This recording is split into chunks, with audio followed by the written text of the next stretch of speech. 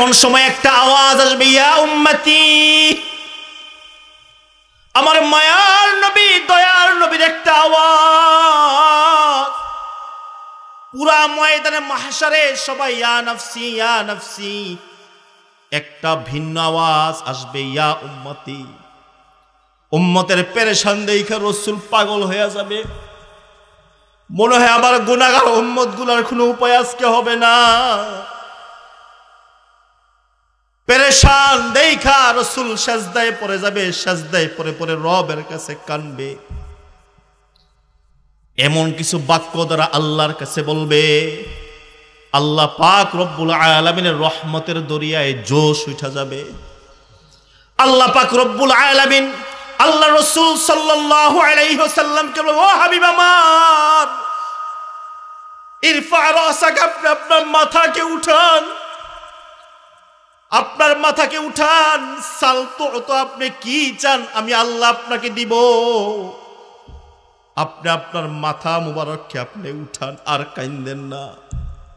কি চান আমি আল্লাহর কাছে চান, আমি আল্লাহ আপনাকে দান করব, দিব।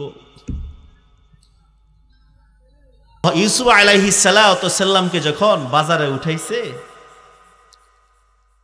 এক বুড়ি যায় ইউসুফ আলাইহিস সালামকে কিনতে। রাস্তার মধ্যে একজন জিগায়, কই যাও? যাইতেছি, শুনলাম ইউসুফকে নাকি বাজারের মধ্যে উঠাইছে বিক্রি করতে।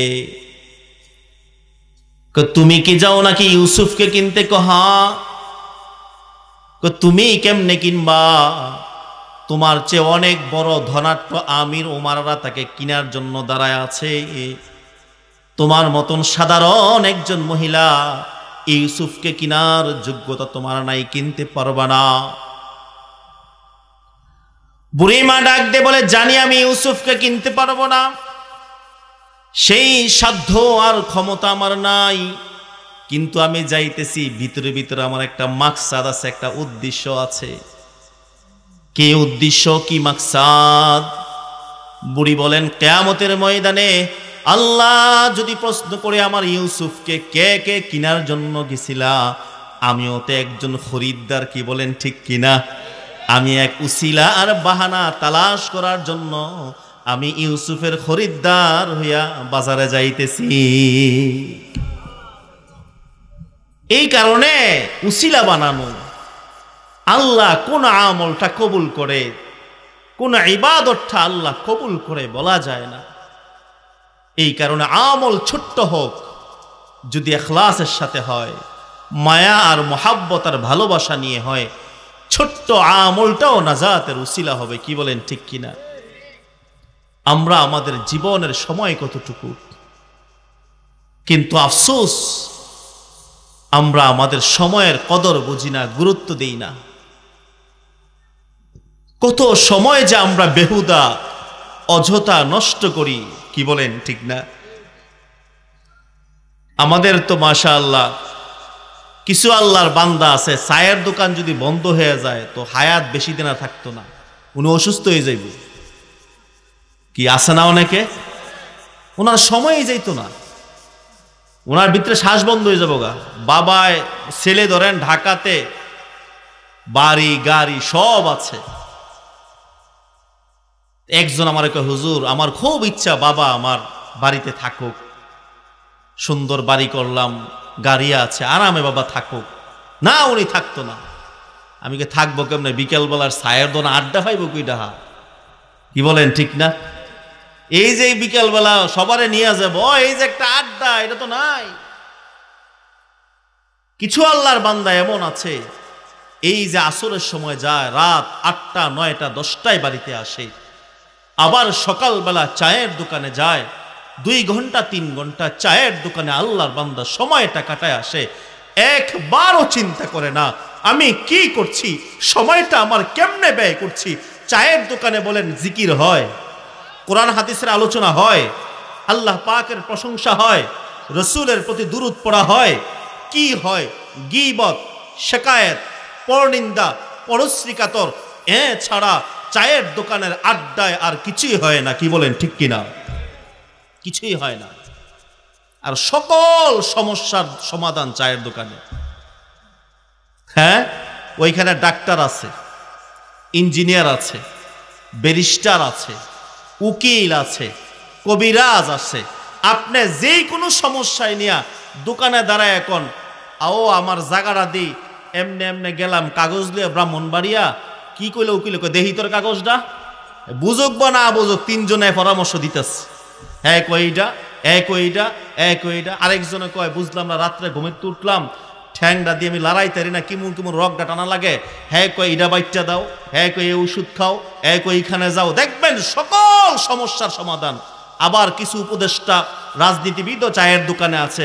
বর্তমান উপদেষ্টারা কি চালায়, এই উপদেষ্টা কি করে, এমনি করলে বালা ছিল, হেমনে করলে বালা ছিল, সকল আলোচনা যা আছে চায়ের দোকানে বৈশা বৈশা অযথা বেহুদা গল্প গুজবে জীবনের সময় পার করছে। কি বলেন ঠিক কিনা? অথচ আফসোস, একদিন এই সময় নিয়ে আফসোস করবে, এই সময় নিয়ে একদিন আফসোস করবে, কিন্তু সময়গুলো আর ফিরে আসবে না। এক মুহাদ্দিস বলেন, আমি আমার জীবনের মূল্যায়ন শিখেছি এক বরফ বিক্রেতার কাছ থেকে। কিভাবে? উনি বলেন, আমি একদিন রাস্তা দিয়ে হাইটা যাইতেছিলাম, দেখলাম যে এক লোক রাস্তায় বৈশা বৈশা বরফ বিক্রি করতেছে। আমরা তো মাস ছোট সময় দেখছি, এখন তো আলহামদুলিল্লাহ ঘরে ঘরে ফ্রিজের ব্যবস্থা আছে। কি বলেন ঠিক না? ছোট সময় দেখতাম রমজানের সময়, যখন গরমকালে শীত আর মোটা গরমকালে যখন রমজান, এখন তো রোজা তো গরমের সময়ই থাকে, আস্তে আস্তে শীতের দিকে আগাইতেছে। কি বলেন ঠিক না? তো ওই ইফতারির 1-2 ঘন্টা আগে বরফ আইনা বিক্রি করতো শরবতে দিলে ঠান্ডা হওয়ার জন্য। কি বলেন ঠিক না? তেমন এক আল্লাহর বান্দা রাস্তার পাশে বৈশা বৈশা বরফ বিক্রি করতেছে। এমন সময় বাতাস আসছে, বাতাস। আপনারাই বলেন, বাতাস পাইলে বরফ গলে না শক্ত হয়? বাতাসে বাতাসে বরফ গুলা গলে যাইতেছে, আর বরফ বিক্রেতা বৈশা বৈশা জোরে জোরে চিল্লায়া বলতেছে, কে আছো ভাই আমার? বাতাসে বাতাসে বরফ গুলা আমার গইলা যাইতেছে, আমার মূলধন বরফ গুলা কে আছো কিনে নিয়ে যাও। এইভাবে কিছুক্ষণ থাকলে আমার মূল পুঁজি বরফ আর আমি খুঁজা পাবো না, পানি হয়ে যাবে। মুহাদ্দিস বলেন, আমি বরফের দিকে তাকায়া তাকায়া আমি আমার হায়াতের দিকে নজর করলাম। যেমন ভাবে বাতাসে বাতাসে বরফ গুলা গলে যাইতেছে, এমন ভাবে আমার হায়াতের এক একটা মিনিট যায়, এক একটা সেকেন্ড যায়, তো আমার হায়াতের সময়গুলা বরফের মতো গলে যাচ্ছে। কি বলেন ঠিক কিনা? অনেক মা বাপেরা শখ কইরা ফুলার জন্মদিন পালন করে, আছে না? টিয়া হইলে আগে 5-7 বছর 10 বছর করছে না, হঠাৎ করে বিদেশ গিয়া টিয়া হইছে, কোন অনুষ্ঠান বিছেরা বার করছে ভূতের জন্মদিন। আসেনি এমন? আমি নিজে দেখছি, মানে অনুষ্ঠান খুঁজা বার করে আনন্দ ফুর্তি করবো কেমনে, টিহাজে হইছে কয়টা। আহা, বাবা যদি এই চিন্তা করতো, হায় হায় আমার সন্তানের বছর 5 বছর ছিল, 6 বছর হয়েছে। আমার সন্তানের আল্লাহর পক্ষ থেকে যে হায়াত আমার সন্তানকে আল্লাহ দিয়েছেন, এর থেকে আমার আদরের সন্তানের, কলিজার সন্তানের 1টা বছর কমে গেছে। বাবা মা যদি এই চিন্তা করত, বাবা মা জন্মদিন পালন করত না, রবের কাছে দোয়া করত, মা আল্লাহ আমার সন্তানকে তুমি দিনদার বানাও, আমার সন্তানকে আল্লাহওয়ালা বানাও, আমার সন্তানের তো হায়াত যা দিছো আস্তে আস্তে কমতেছে, আমার সন্তানকে এমন ভাবে তুমি তোমার জন্য কবুল করো যেন তোমাকে খুশি করে, তোমার হাবিবকে খুশি করে, জান্নাত কামাই করে আমার সন্তান যেন তোমার সামনে দাঁড়াইতে পারে। মা বাবা তো এই দোয়া করার দরকার ছিল। কি বলেন ঠিক কিনা? জন্মদিন পালন করে আনন্দ করে। এই কারণে সময় বড় দামি, আমাদের দামি সময়গুলা চলে যাইতেছে। এই যে রং তামাশা, এই দুনিয়ার ভালোবাসার মোহাব্বতে যা সময় পার করতেছি, আপনারা বলেন তো আজকের এই মাহফিল তো কবরবাসীদের স্মরণে, কি বলেন ঠিক না? আলহামদুলিল্লাহ, যারা আজকে মাহফিলের আয়োজন করেছে ধন্যবাদ জানাই তাদেরকে। কবরবাসীদেরকে স্মরণ করে আজকের মাহফিলের আয়োজন করেছে। যারা কবরে আছে তারা আমাদের কাছে আর কি চায় বলেন? এইটাই তো চাওয়া আমাদের জন্য। দুনিয়ায় যারা আছে দোয়া করবে, ঈসালে সওয়াব করবে, আমাদের জন্য রবের কাছে কাইন্দা একটু দোয়া করবে, সেই আশাই তো কবরবাসীরা থাকে, কি বলেন ঠিক না? আজকে তো মনে করি যারা এই উদ্যোগ নিয়েছে ধন্যবাদ জানাই তাদেরকে, যে তাদেরকে স্মরণ রেখেছে। আমরা যারা আছি একদিন যদি এই মাহফিল যুবকরা ধারাবাহিক করতে থাকে, তাহলে একদিন এই মাহফিল আমাদের স্মরণেও হবে, কি বলেন ঠিক কিনা? তাইলে বোঝা গেল আমরা কেউ ছিলাম না, কেউ থাকবো না। এটাই চরম সত্য কথা। কেউ ছিলাম না, কেউ থাকবো না, সাথে শুধু আমাদের নেক আমলটাই যাবে, কি বলেন ঠিক কিনা? এই বাড়ি, এই গাড়ি, এই সমাজ, এই পরিবার, বন্ধু বান্ধব, আত্মীয় স্বজন, যা কিছু বলেন, কেউ আমাদের সাথে যাবে না। বুখারী শরীফের হাদিস, আল্লাহ রাসূল সাল্লাল্লাহু আলাইহি ওয়াসাল্লাম বলেন, ইয়াতবাউল মাইয়িত সালাসাতুন।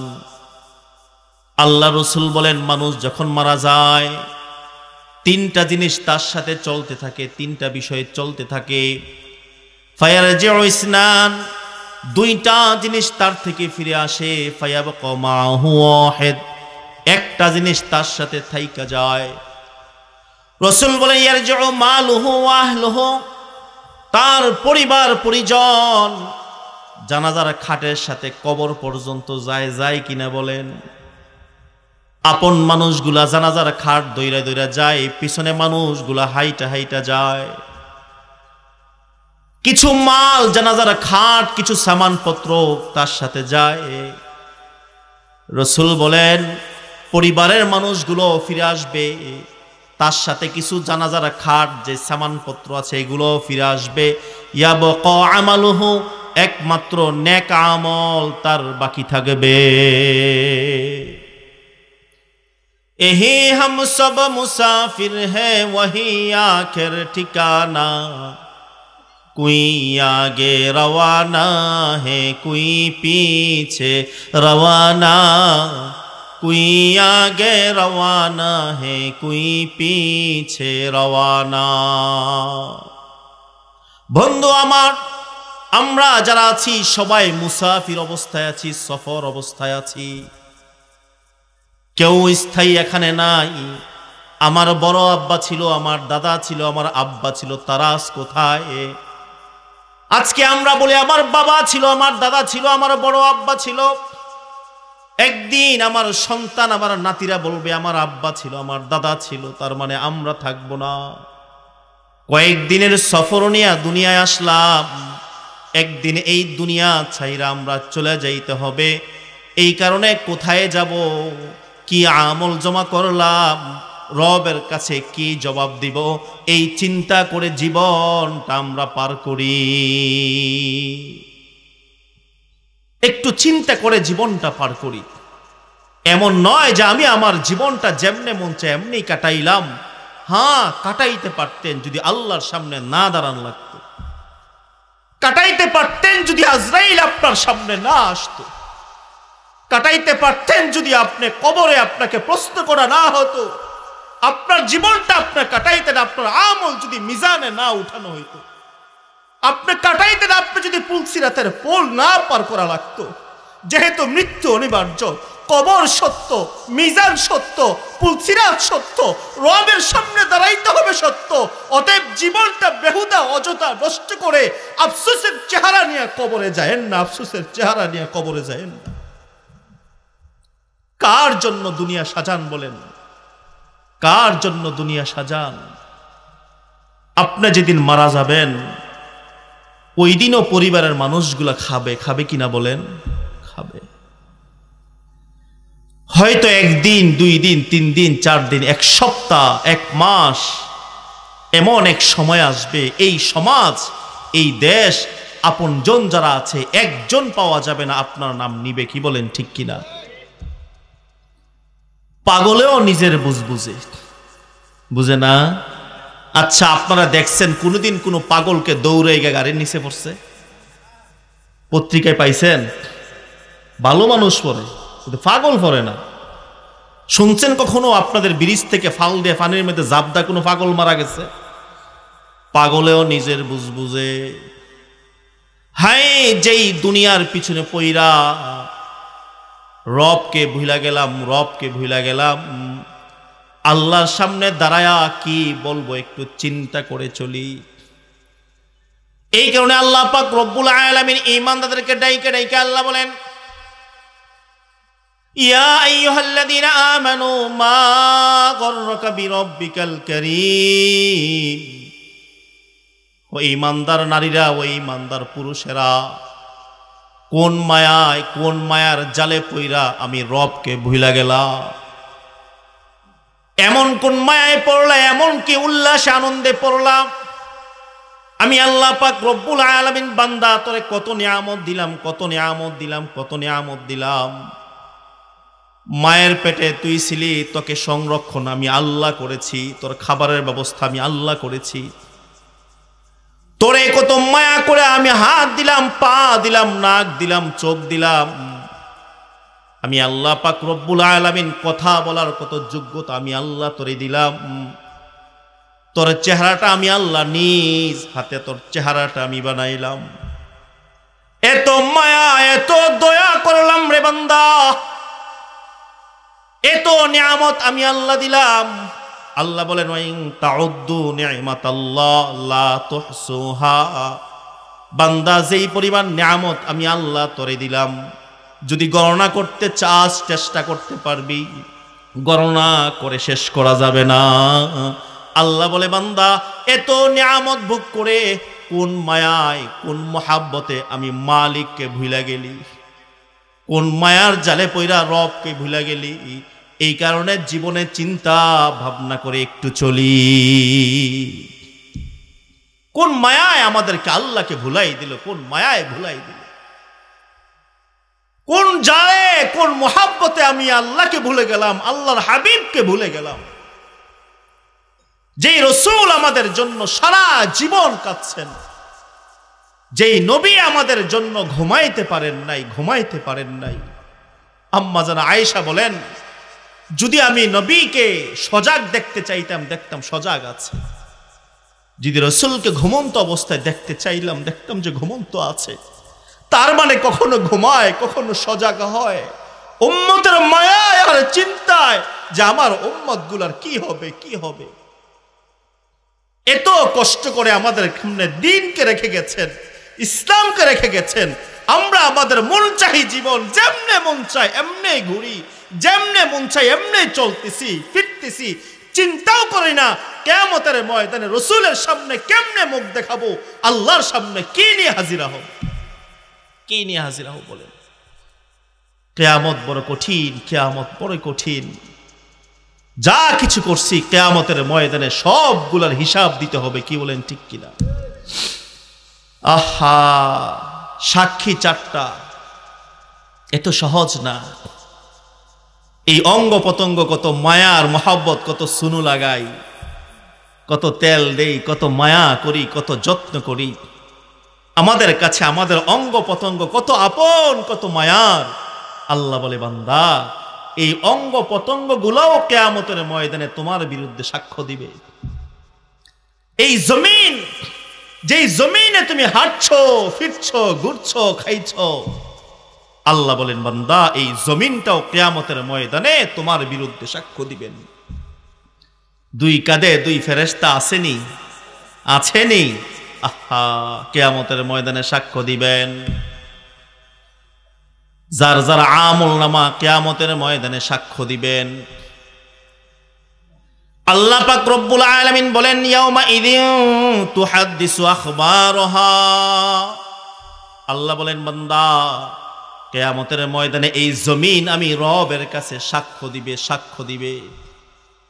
জমিন বলবে, আল্লাহ তোমার বান্দা কত নিয়ামত খাইলো, তোমার কত নিয়ামত ভোগ করলো।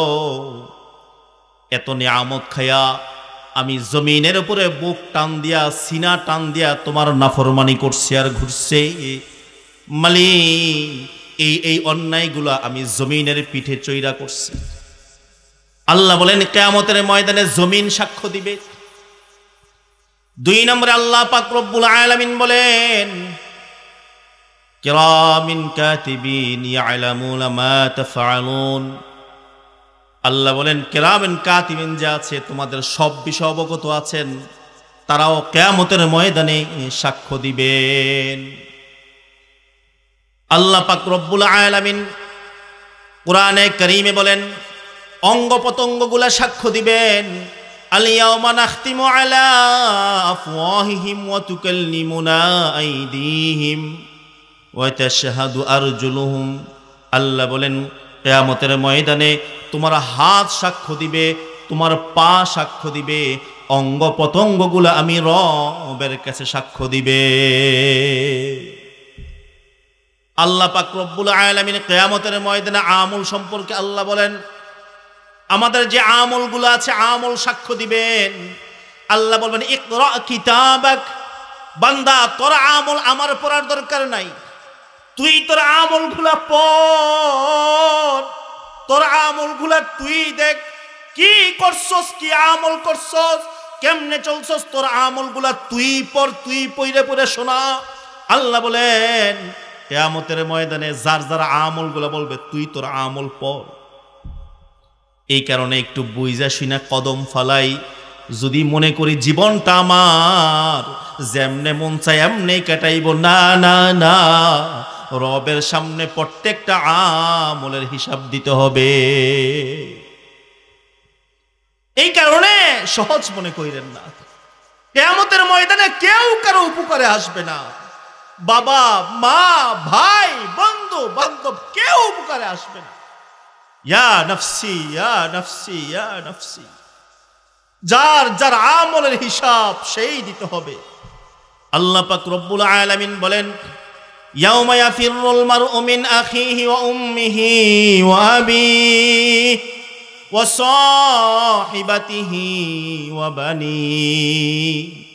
আল্লাহ বলেন কিয়ামতের ময়দানে মা তার সন্তান থেকে পলায়ন করবে, বাবা তার সন্তান থেকে পলায়ন করবে, ভাই ভাই তার কাছ থেকে দূরে সরে যাবে, না জানি একটা নেক চায়। এই কারণে কেউ কারো পরিচয় দিতে চাইবে না।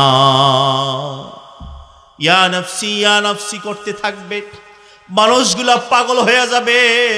হায় হায় আজকে আমাদের কি হবে কোনো উপায় নাই।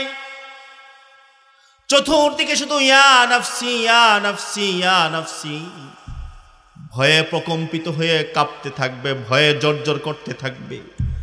ঘামে এমন হবে শরীরগুলা ঘামে ভিজে, কারো কোমরে, কারো বুকে, কারো কাঁধ পর্যন্ত।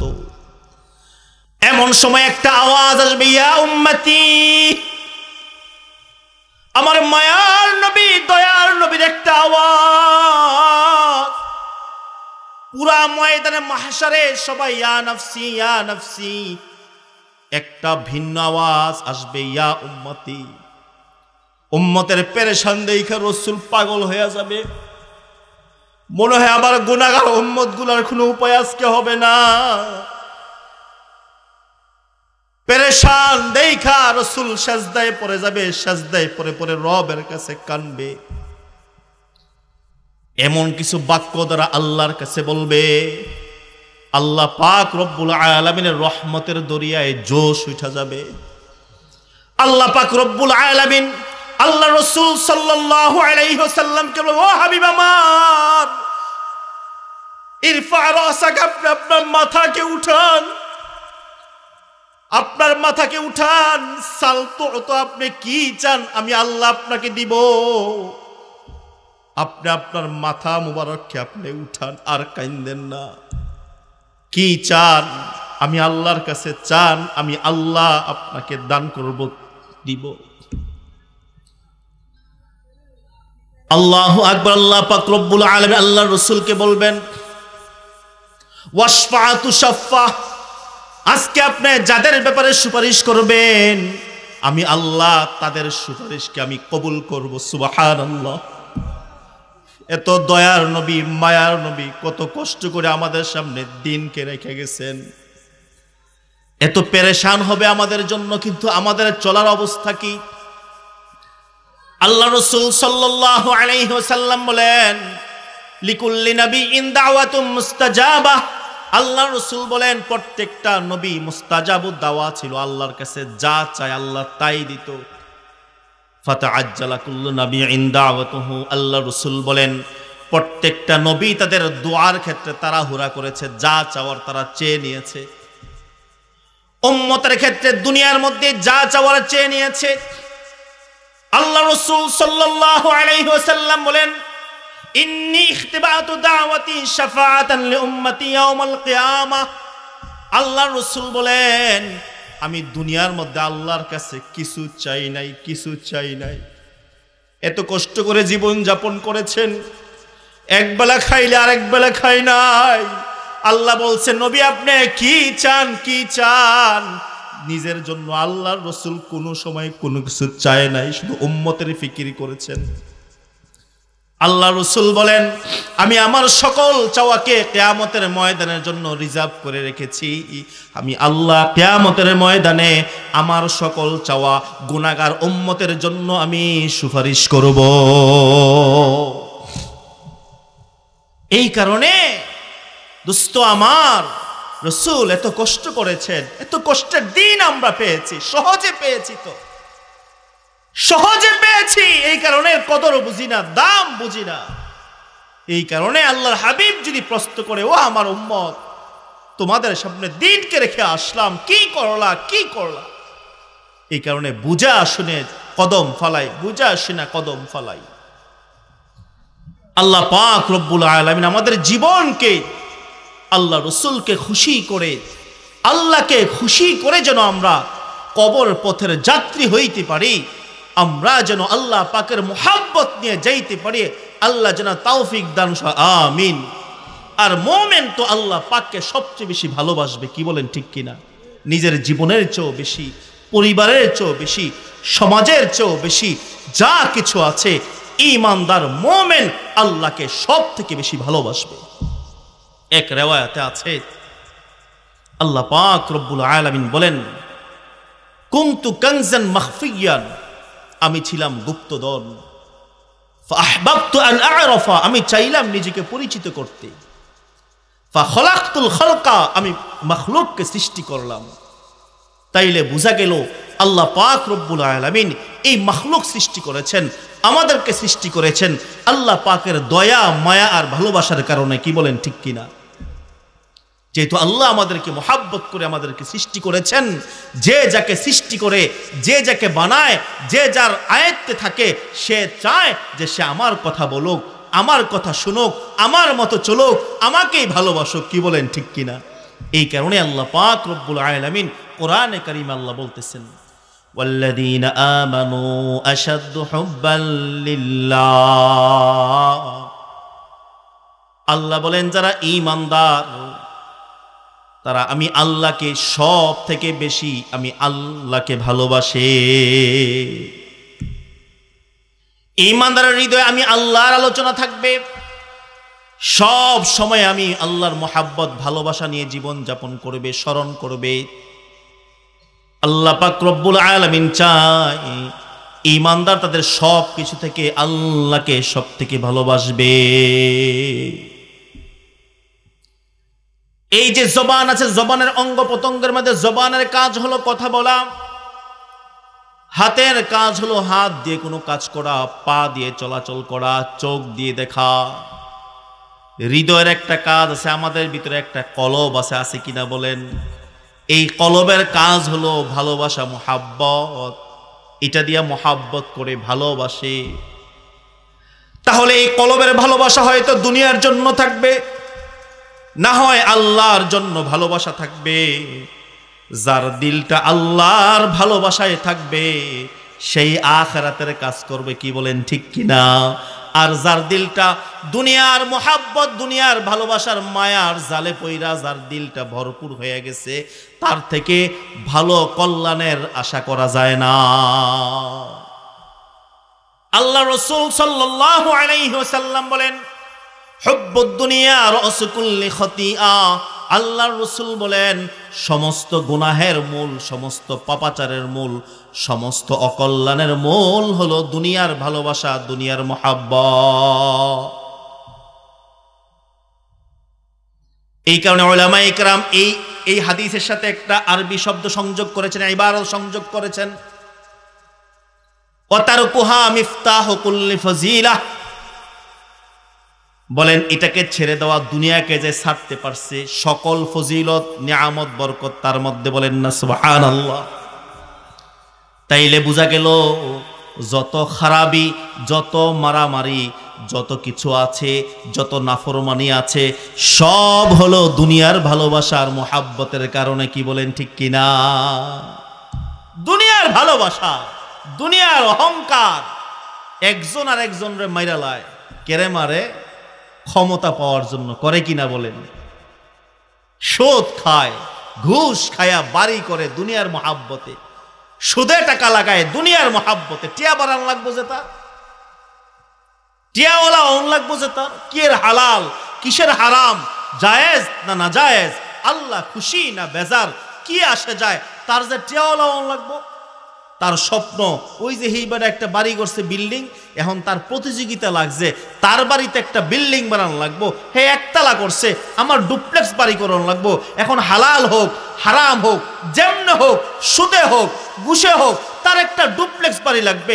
বুঝা গেল এই দুনিয়ার ভালোবাসা মুহাব্বত তাকে নিচে নামিয়েছে। কি বলেন ঠিক কিনা? এই কারণে রাসূল বলেছেন, দুনিয়ার ভালোবাসা মুহাব্বত সমস্ত গুনাহের মূল। এই কারণে আল্লাহ পাক রব্বুল আলামিন দুনিয়ার পরিচয় তুলে ধরেছেন। ও আমার বান্দারা, জানো দুনিয়া কি? দুনিয়া কি তুমি জানো? এই যে দুনিয়ার মায়ায় পড়লা, দুনিয়ার মুহাব্বতে পড়লা, তুমি জানো দুনিয়া কি? আল্লাহ পাক রব্বুল আলামিন বলেন, ইলামু আন্নামা হায়াতুদ দুনিয়া লাইবুন ওয়া লাহ।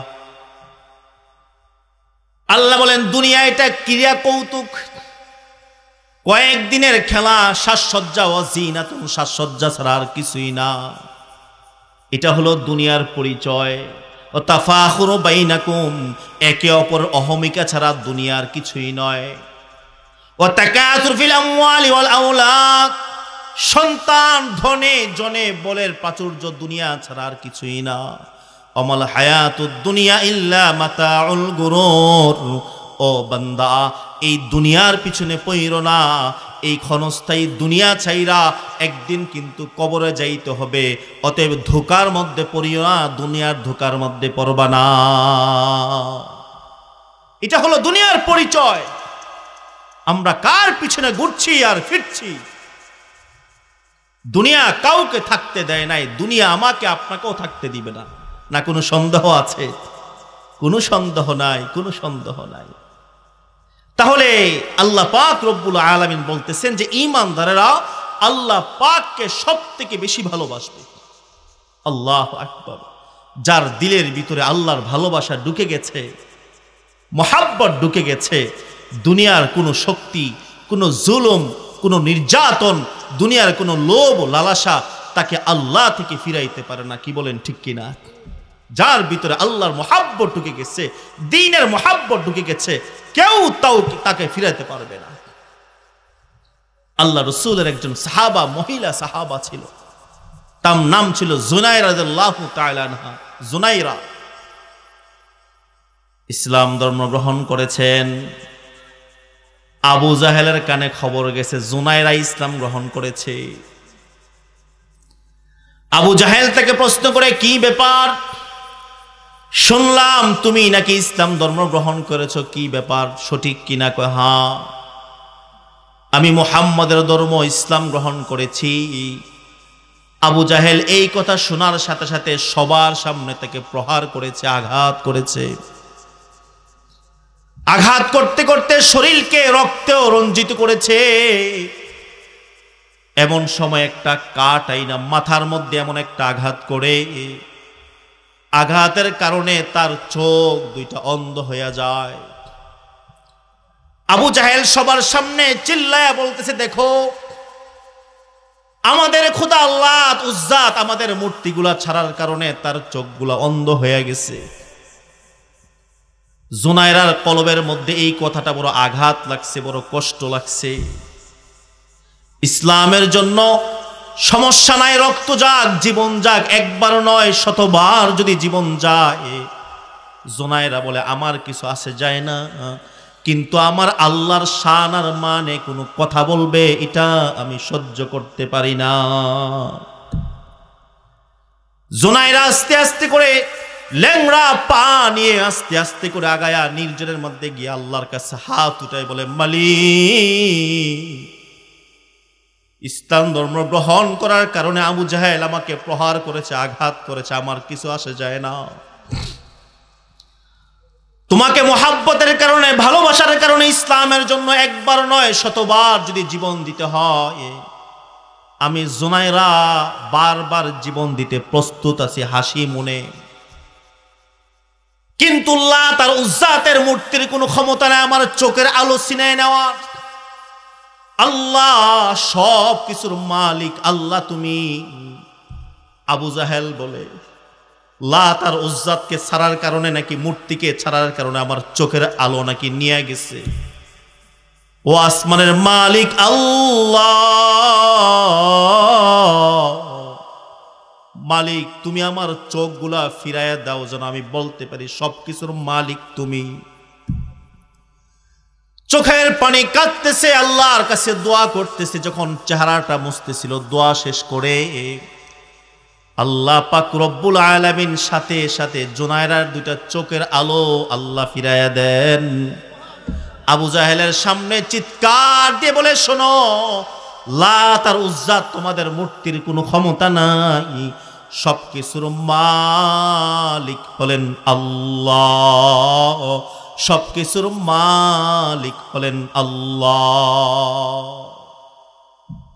ইসলামে যেমন ভাবে পুরুষ অবদান আছে, নারীদের অবদান আছে, কি বলেন ঠিক কিনা? আল্লাহকে যেমন পুরুষ ভালোবাসবে, আল্লাহকে নারীও ভালোবেসেছে। ইসলামে পুরুষ যেমন অবদান রেখেছে, ইসলামের নারীও অবদান রেখেছে। ইতিহাসের পাতায় এক নারী রবের জন্য, রবের ভালোবাসায় নিজের জীবনের সকল আরাম আয়েশ, সিংহাসন, রাজ পরিবার, সকল সুখ শান্তি ছেড়েছে। একজনের নাম আপনারা সবাই যে, তার নাম বিবি আসিয়া, শুনছেন কিনা? আহা, ফেরাউনের স্ত্রী, কি নাই তার বলেন? দাসীবাদী সব আছে, যা চায় সব তার সামনে রেডি। সিংহাসনের মধ্যে ঘুমায়, রাজ পরিবারে। আল্লাহু আকবার।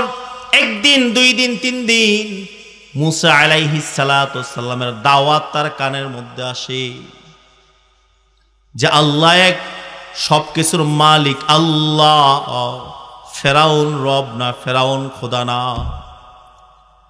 মুসা আলাইহিস সালাতু ওয়াস সালামের দাওয়াত তার কানে আসার পরে কেমন জানি দিলের ভিতরে আল্লাহর প্রতি মুহাব্বত, ভালোবাসা জাগতেছে।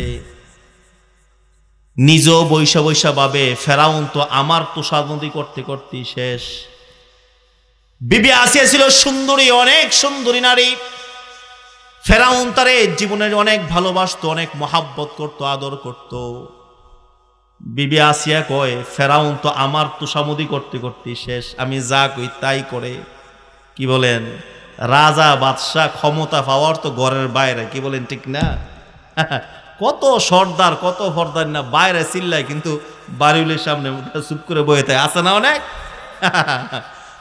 এনয়া মোটামুটি একটু সিলিন্ডার অন লাগা অনেকের, কি বলেন ঠিক কিনা? আসিয়া বলেন, না না, ফেরাউন খোদা হইতে পারে না, ফেরাউন প্রভু হইতে পারে না। একদিন, দুই দিন, তিন দিন যায়, যত সময় যায় ঈমান মজবুত হইতেছে, ঈমান মজবুত হইতেছে। ফেরাউন লক্ষ্য করলো কি ব্যাপার, আসিয়ার মধ্যে পরিবর্তন দেখা যায়। মুসা নবীর আলোচনা আসলে, আল্লাহর আলোচনা আসলে কেমন জানে মনের মধ্যে একটা আনন্দ দেখা যায়, আগ্রহ দেখা যায়। কিন্তু আমার কাজের প্রতি কেমন যেন একটা অনীহা, আগের মতো টান টান নাই। ফেরাউন কয় কি ব্যাপার বুঝলাম না, একটু ভালো করে জিজ্ঞাসা করতে হবে। রাতের বেলা কথা বলতে বলতে বলতেছে, আসিয়া আমি লক্ষ্য করলাম কেমন জানি মূসার কথা বললে তুমি আগ্রহের সাথে শোনো, মূসার খোদার কথা বললো তোমার মধ্যে কেমন যেন একটা আনন্দ, আলাদা ভাব দেখা যায়, বুঝলাম না।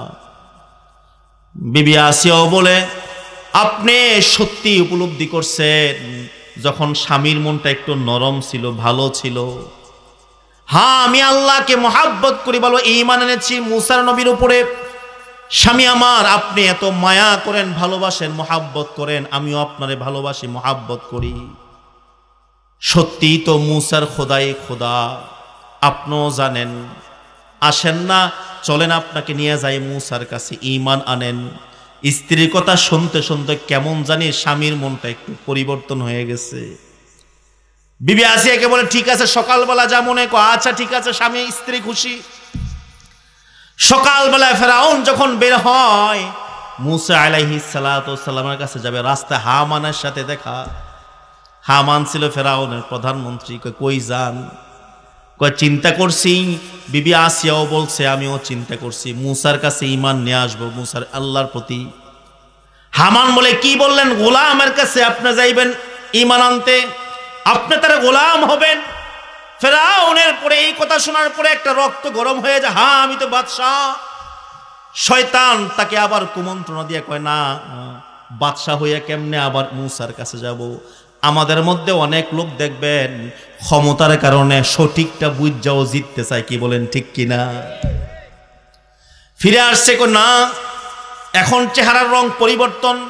আসিয়াকে বলে, না না, আমি যে এই কথা রাতে বলেছি, না না, আমি ঈমান আনবো না, আমি খোদা। আসিয়া বলে, না, আপনি 1000 বার বলতে পারেন, আমি আপনাকে খোদা মানবো না। যদি খোদা না মানো, তোমার যত আরাম আয়েশ সিংহাসন যা আছে সব ছাড়তে হবে। আসিয়া বলে, সিংহাসন কেন, যা কিছু ছাড়তে হয় সব ছাড়তে প্রস্তুত আছি, কিন্তু আল্লাহ ছাড়তে প্রস্তুত না। আস্তে আস্তে করে শাস্তি বাড়তে থাকে। এখন তার খাদেমা সিংহাসন সব সরতেছে। আস্তে আস্তে করে বলে, তোমাকে রাজ পরিবার ছাড়তে হবে। হ্যাঁ ছাড়বো। এখান থেকে বের করে দেয়। শাস্তির পর শাস্তি, শাস্তির পর শাস্তি। সর্বশেষ সিদ্ধান্ত, যদি আল্লাহকে না ছাড়ো, মূসাকে ঈমানকে না ছাড়ো, তাহলে তোমার জীবন শেষ করা হবে। ঠিক আছে, তাও রাজি আছি। মাটির মধ্যে শোয়া পেরেক মেরে দেয়, শরীর থেকে চামড়া গুলা খুলে নেওয়া হয়। আল্লাহু আকবার।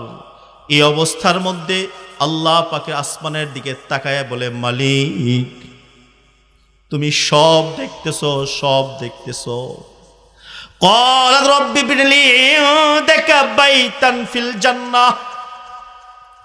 আল্লাহ পাক রব্বুল আলামিনের কাছে বলে, আল্লাহ আমি এই কষ্টের বিনিময়ে তোমার কাছে কিছুই চাই না, আমি জান্নাতে তোমার পাশে একটা ঘর চাই, আমি যেন মালিক তোমার পাশে জান্নাতে থাকতে পারি। সুবহানাল্লাহ।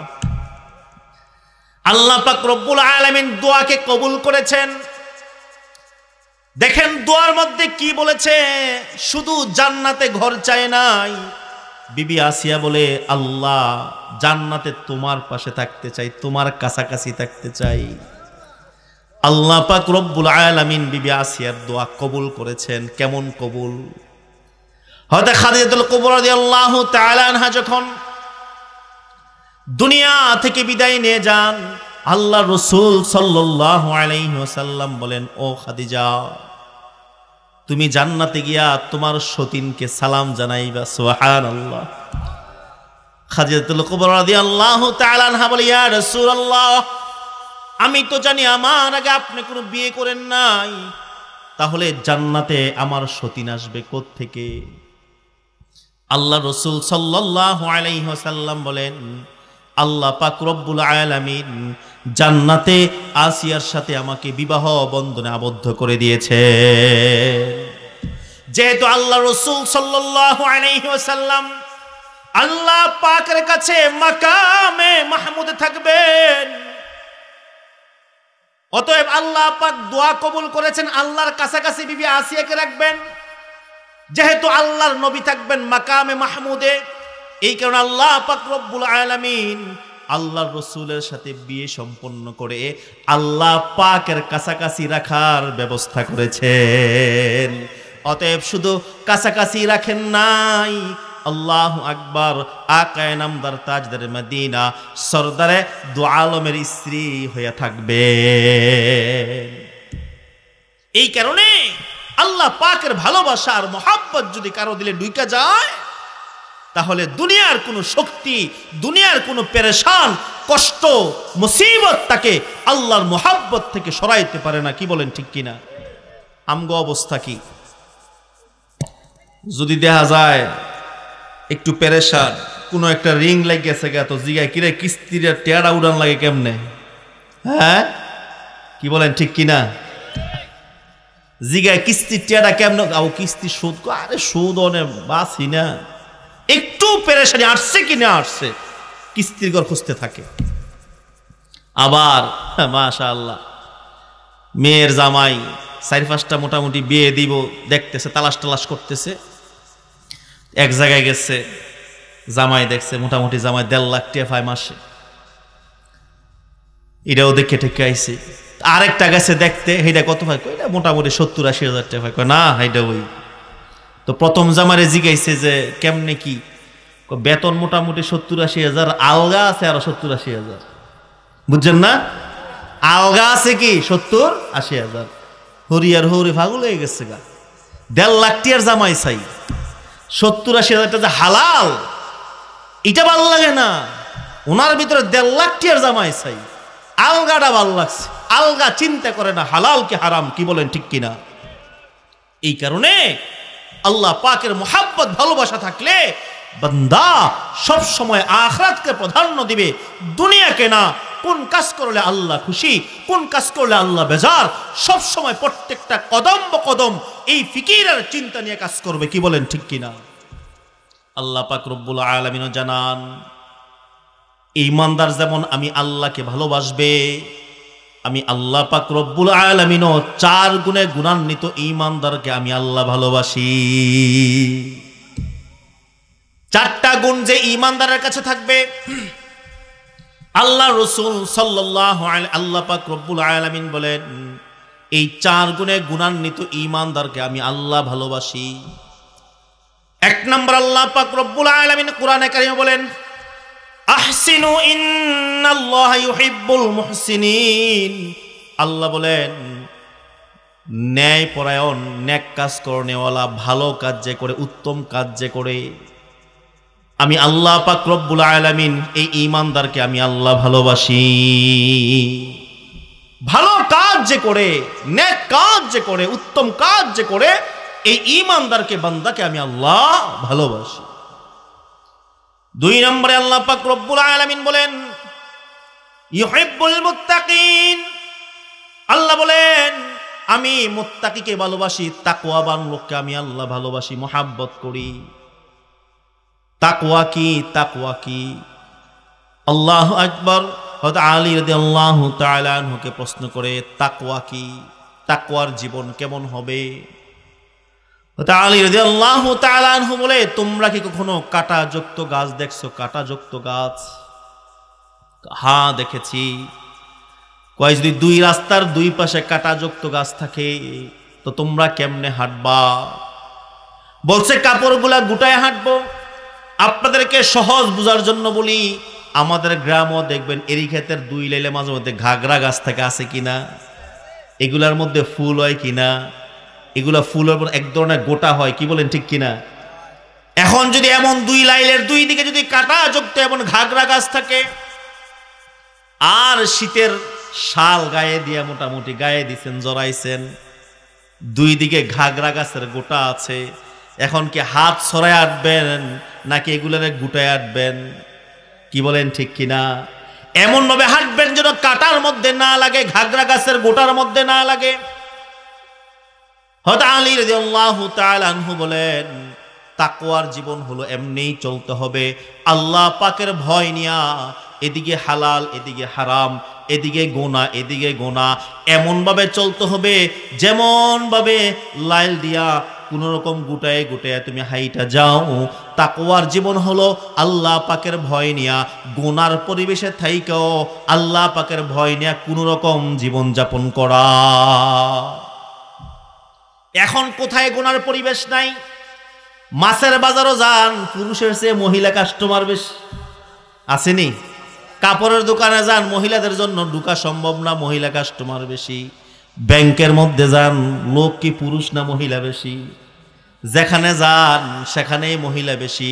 তাকওয়ার জীবন হলো এই সমস্ত গুনাহের পরিবেশে থাকার পরও মালিকের ভয় নিয়া, আল্লাহর ভয় নিয়া কোনো রকম নজরকে হেফাজত করে কোনো রকম ভাবে গুটায়া জীবনটা পার করার নাম হলো তাকওয়ার জীবন। এদিকে হালাল, এদিকে হারাম না। হারামে একটু সাধারণভাবে সাময়িক শান্তি, সুখ স্বাচ্ছন্দ্য মনে হলো, হালালের মধ্যে একটু কষ্ট হলো, এর মধ্যে বরকত আছে, রহমত আছে। অতএব হারামে যাব না, হালালে থাকবো, একটু কষ্ট হলো। কি বলেন, ঠিক কিনা? এই কারণে তাকওয়ার জীবন অবলম্বন করব।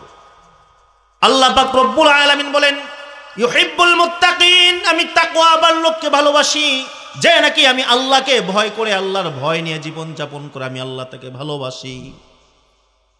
3 নম্বর আল্লাহ পাক রব্বুল আলামিন বলেন, ইন্নাল্লাহা ইউহিব্বুত তাওয়াবিন। 3 নম্বর আল্লাহ বলেন, আমি আল্লাহ তওবাকারীকে আমি আল্লাহ ভালোবাসি। তওবাকারী যে আছে আমি আল্লাহ তাকে ভালোবাসি। বান্দা চলতে ফিরতে হাঁটতে গুনাহ হয়ে গেছে, আল্লাহ পাকের ভয় নিয়ে যেই বান্দা ঈমানদার তওবা করে, আমি আল্লাহ সেই বান্দাকে ভালোবাসি। বলেন না সুবহানাল্লাহ। হযরতে মূসা আলাইহিস সালাতু ওয়াস সালামের জমানায় একজন লোক ছিল, দুষ্ট লোক।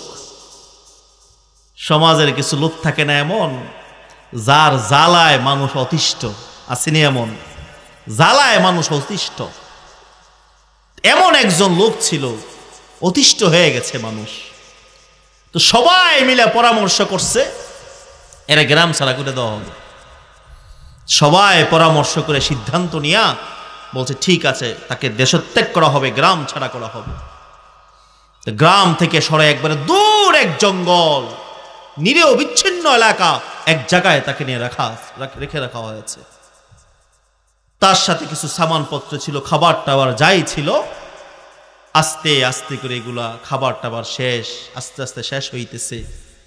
একা মানুষ নির্জনে থাকে, কেউ নাই। আস্তে আস্তে করে শরীরটা দুর্বল হয়ে যাইতেছে, অসুস্থ হয়ে গেছে। অসুস্থ হইতে হইতে এমন অবস্থা, মাটির মধ্যে শুয়ে আছে। ডাইনে তাকায় দেখে কেউ নাই, বামে তাকায় দেখে কেউ নাই। এমন সময় আসমানের দিকে তাকায়, আল্লাহ, আজকে হয়তো এই অসুস্থের সময় আমার আপন মানুষগুলা পাশে থাকতো, আমার নাফরমানের কারণেই সমাজ থেকে আমারে বের করে দিছে। মালিক, এই সময়ে তুমি ছাড়া আমার পাশে আর কেউ নাই। ওগো আল্লাহ, আমি লোকটা নেককার না, কিন্তু নেককারকে আমি ভালোবাসি, মোহাব্বত করি। মালিক, যদি আমারে মাফ করে দাও, কেউ তো তোমারে প্রশ্ন করনেওয়ালা নাই। তুমি এই নাফরমানডারে জাহান্নামে জ্বালাইলে তোমার তো কোনো লাভ হইব না।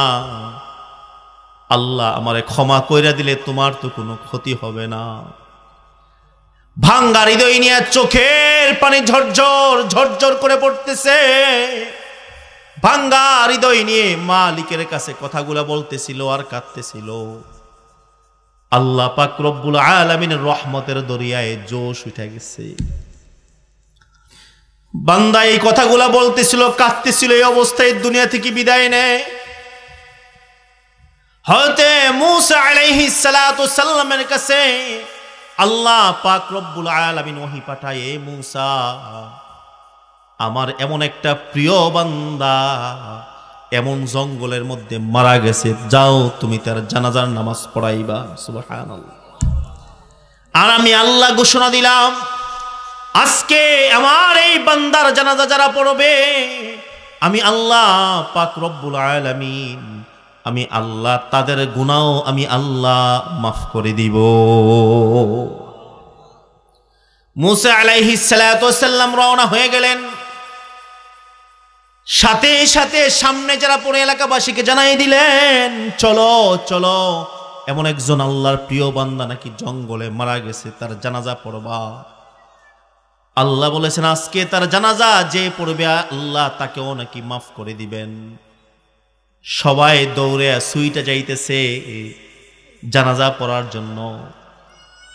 আস্তে আস্তে যাওয়ার পরে যখন জঙ্গলে গেলেন, যায়া দেখলেন হায় হায়, হে মুসা তুমি কার কথা বললা? তুমি বলছো আল্লাহর একজন প্রিয় বান্দা নাকি মারা গেছে, আল্লাহর বন্ধু মারা গেছে। এই লোকটা তো সেই লোক যাকে নাকি আমরা সমাজ থেকে বের করে দিয়েছিলাম তার খারাপের কারণে। তুমি বলছো আজকে তার জানাজা পড়লে আমাদের গুনাহ মাফ হয়ে যাবে। কি ব্যাপার বুঝলাম না। হযরতে মূসা আলাইহিস সালাতু ওয়াস সালাম আসমানের দিকে হাত উঠায়ে বলে, আল্লাহ, বুঝলাম না। সমাজের মানুষগুলা বলে লোকটা নাকি বড় খারাপ ছিল, বড় মন্দ ছিল, আর তুমি বলছো তোমার প্রিয় বান্দা, বুঝলাম না। আল্লাহ বলে সমাজের মানুষগুলা যা বলছে এটাও ঠিক, আমি আল্লাহ যেই কথা বলছি এটাও ঠিক।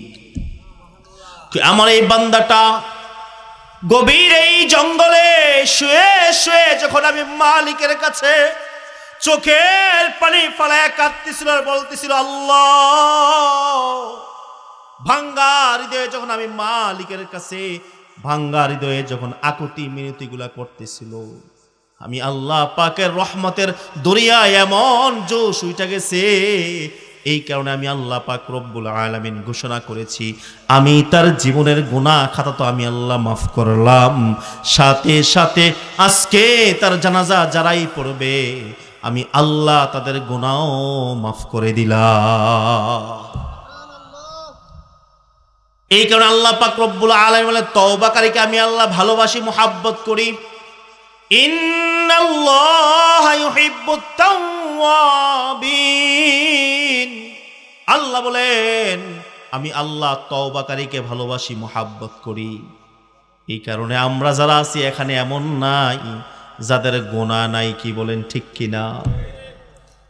এমন মানুষ পাওয়া যাবে না যে গুনাহ নাই, কিন্তু এমন মাওলা পাইলাম, এমন মালিক পাইলাম, এমন আল্লাহকে পাওয়ার পরে যদি গুনাহ মাফ না করায়া কবরে যাই, আমাদের মতো পোড়া কপাল আর কেউ না। কেমন মালিক পাইছেন জানেননি? আল্লাহ বলেন কোন বান্দা যদি এমন হয় 70 বছর হয়ে গেছে, 80 বছর হয়ে গেছে, এমন বান্দাও যদি এমন ভাবে জীবন যাপন করলো, যৌবন কাটাইছে, আনন্দ ফুর্তিতে বিয়ে করলো, সন্তান হইল, সমাজ নিয়ে পরিবার নিয়ে দুনিয়া নিয়ে আনন্দ করতে করতে জীবন কাটাইছে, মালিককে ডাকে নাই, আল্লাহকে ডাকে নাই, মন চাই জীবন যাপন করছে, যেমনে মন চাই এমনি জীবন কাটাইছে। কিন্তু একটা পর্যায়ে এসে ছেলে বড় হয়েছে, ছেলেকে বিয়ে করাইছে, এখন ছেলে বিল্ডিং করেছে, ছেলের বউ নিয়ে থাকে, বাবার খবর নেয় না, মার খবর নেয় না, বৃদ্ধ হয়ে গেছে, চামড়াগুলো এখন পোড়া হয়ে গেছে, ঘরের কাছে দাম নাই, সমাজের মানুষের কাছেও দাম নাই, পরিবারের কাছেও দাম নাই। রাতের আধারে অবহেলিত বৃদ্ধ যদি ঘর থেকে বের হইয়া ওযু কইরা যদি আল্লাহর বান্দা যদি মসজিদে হাজিরা দিয়ে বলে আল্লাহ, ওই আল্লাহর বান্দাটাও আল্লাহকে একবার ডাক দিতে দেরি, আল্লাহ সাথে সাথে কয় খিরে বান্দা তোর কি হইছে? 70 বছর 80 বছর মালিককে ডাকলাম না, এতদিন নাফরমানি করার পরেও যদি কোন বান্দা মালিককে একবার দিল থেকে ডাক দে, আল্লাহ পাক রব্বুল আলামিন জবাব দে, বান্দা তুই কি চাস, তোর কি সমস্যা? দুনিয়ার যার পিছনে জীবন ব্যয় করলাম, সমাজের মানুষের কাছে অবহেলিত হইলাম, ঘরের মানুষের কাছে অবহেলিত হইলাম, ঘরে দাম নাই, ছেলের কাছে দাম নাই, বউর কাছে দাম নাই, ছেলের বউর কাছে দাম নাই। আল্লাহ বলে, রে বান্দা আমি তোরে কই ফেলামু, আমি তোরে মায়া করে বানাইছি, আমি তোরে দয়া করে আমি আল্লাহ বানাইছি। সমাজের মানুষগুলা তোরে ফালাইতে পারে, আমি আসমানের মালিক আল্লাহ, আমি তোরে ফালাইতে পারি না। বান্দা কি চাস? এই অবস্থায়ও যদি মালিকের কাছে হাত রে বলে, আল্লাহ বুঝি নাই গুনাহ করছি মাওলা, দুনিয়ার মায়ায় পইরা মোহাব্বতে পইরা তোমারে বইলা নাফরমানি করছি।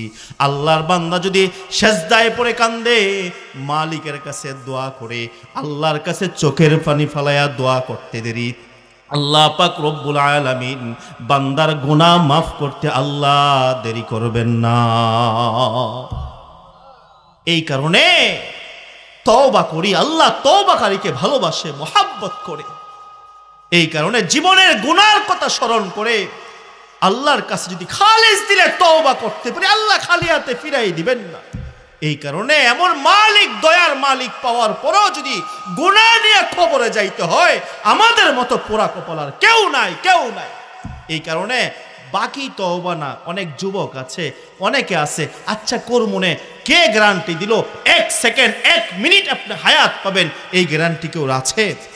এই কারণে গুনাহ হয়ে গেছে, সাথে সাথে রবের কাছে তওবা করি, আল্লাহ ভুল হয়ে গেছে, আল্লাহ মাফ করে দাও, গুনাহ করে ফেলছি, আল্লাহ মাফ করে দাও, সাথে সাথে আল্লাহর কাছে তওবা করা। আল্লাহ তওবাকারীকে ভালোবাসে। আল্লাহ পাক রব্বুল আলামিন আমাদের সবাইকে যেই কথাগুলো বললাম, আমাকে সবাইকে তার উপর আমল করার তৌফিক দান করুন। আমিন। আসসালামু আলাইকুম ওয়া রাহমাতুল্লাহি ওয়া বারাকাতুহু।